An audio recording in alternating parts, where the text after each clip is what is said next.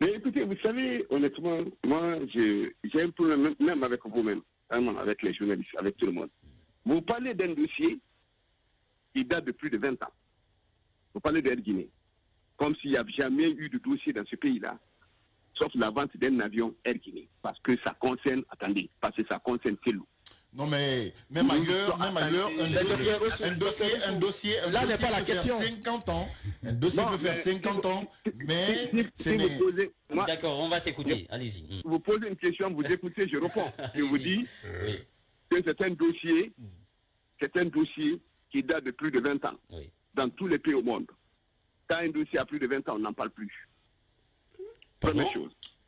Deuxième chose, nous nous sommes exprimés suffisamment par rapport à Air Guinée. Je le dis et je le répète. Celui qui a acheté Air Guinée s'appelle Mamadou Silla.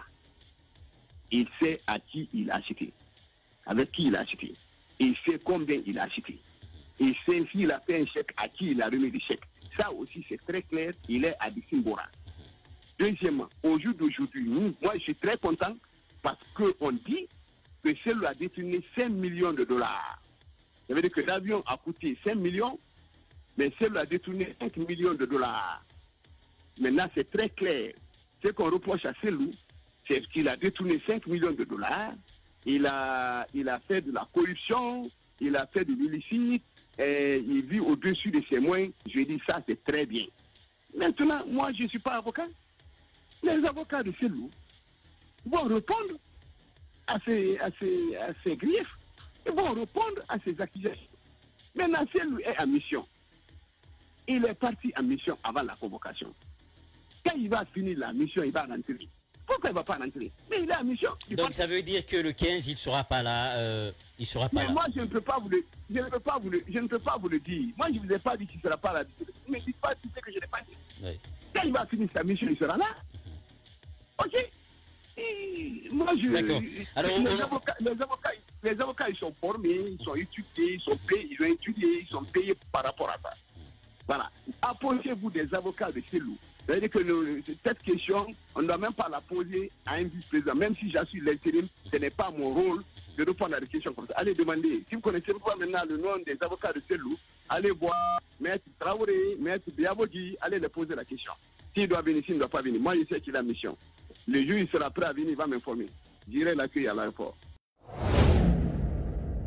Mise en place en décembre dernier par le colonel Mamadi Doumbouya pour la répression des infractions à caractère économique ou financier, la Cour de répression des infractions économiques et financières, CRIEF, vient d'ouvrir une nouvelle ligne de front. Cette Cour anticorruption a décidé de s'intéresser aux délits liés aux atteintes graves et massives à la santé publique. Le procureur spécial de la CRIEF, Cour de répression des infractions économiques et financières, entend désormais sévir contre les personnes qui s'immiscent dans les fonctions de la pharmacie sans en avoir la compétence requise.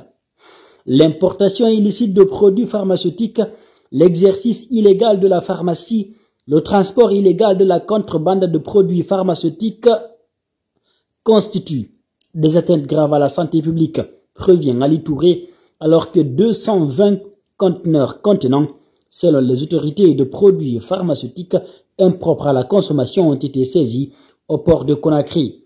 Tout ce stock devrait être incinéré dans les prochains jours dans la périphérie de Conakry.